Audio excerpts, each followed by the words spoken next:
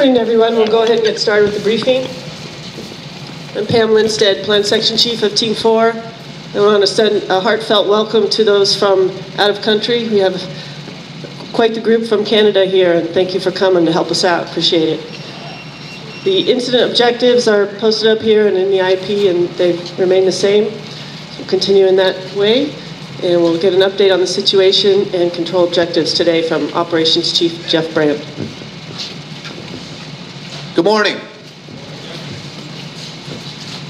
All right, another hot, dry day. We have active fires. Sugarloaf down here in Branch 5 has become problematic at best. We have about yesterday a 200-acre slop over that is requiring some indirect line to be punched out, adding some acreage to that. They are prepping for a firing operation later in the week. Up here, Lost Pipe, a fire that we had fairly well contained, jumped the containment lines late yesterday. Hardy has been problematic. Middle has some lines still to be constructed.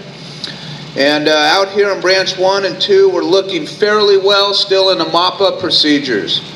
Down here in Branch 3, the ore fire, just right here to the west, we have a large island that started burning and becoming problematic yesterday, so we're going to monitor that. With that said, let's keep our situational awareness up. We are having a significant weather event, so let's make sure that the troops are hydrated and they're ready for one of these fires to get very active. Thank you. Well, we are still under a red flag warning. This warning has now been extended into 2200 tomorrow night, and that is for winds in RH. Fortunately, we're not seeing the winds here on our fire that the other portions of the state are seeing, and but nonetheless, it is very dry, critically dry, and as you know, very hot. And we're expecting that to be very similar, like what we saw yesterday, to happen again today with temperatures exceeding 110 degrees in valley locations and right around 100 on ridge tops. So look for another very hot and dry day. This morning's RH recovery was poor, critically poor again, looking at 15% at most ridgetop locations, and valleys saw about 50%, but that'll drop rapidly this afternoon or late this morning. So for today, for those of you that weren't here yesterday, we're looking for coastal temperatures today right about 75 to 80 degrees on the coast. RH is getting down to about 25%. And then just inland off the coast, it decreases rapidly. The RHs fall rapidly, just 10 miles inland. So, right, looking at 15% once you get inland. And the eastern portion of the fire, extremely dry again this afternoon. Looking for single digits in some spots, but for the most part, right around 10%. And again, temperatures will easily exceed 100 degrees. And valley locations possibly getting up to near 115 today, especially in the larger valleys.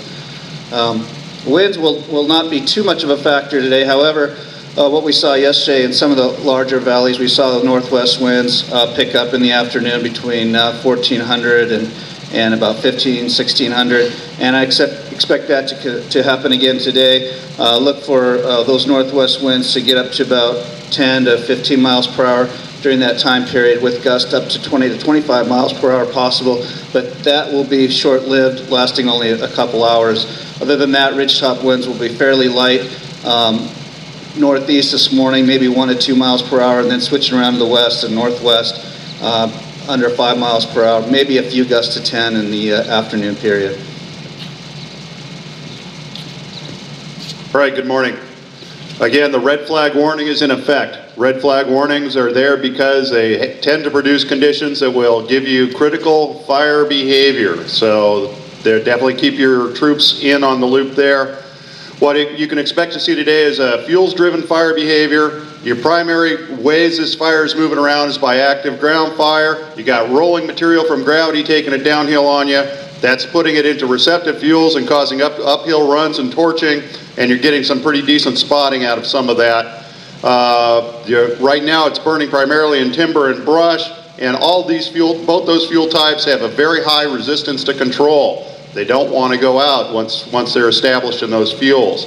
You can expect your active burning period from about 1,400 hours today to 1,900 hours. If you're in the upper elevations towards the evening, that burning period is going to continue. We're seeing relative humidities at 16% this morning up on the peaks. So things are still burning quite actively. On the coast, if you're in the coastal areas that's west of Highway 101, we're seeing a probability of ignition today of 60%. So that's a pretty active. Spotting distance about a little over 500 feet. Interior timber, it's burning out there. Probability of ignition at 80% with 560-foot spotting distances. And if you're in the brush, you can expect a probability of ignition today of 100%. Every ember that's going into the brush, you can expect it to have the potential to cause a spot fire if it hits a receptive fuel. So, and the spotting distance there is about 450 feet. The burning indexes and everything like this is almost identical to yesterday. Again, very dry conditions, so everything is really primed to go. So west of Highway 101, those interior islands are once they get heat in them, they're going to burn aggressively and continue to burn out. You've got steep slopes causing a bunch of that material to roll downhill, and those are also threatening your control lines. You got incomplete burning in a lot of these areas. A lot of this fuel was not really ready to burn just yet, but as conditions continue to dry on the coast, that stuff is becoming more receptive and more able to burn, and we're seeing some of that start to be consumed yet. If you're working on the ridge lines out here, you will have either neutral or adverse conditions for holding and firing operations up on those ridge lines. Down in the valley bottoms, more favorable conditions, you know, especially during peak burning conditions, be aware that you may have some problems.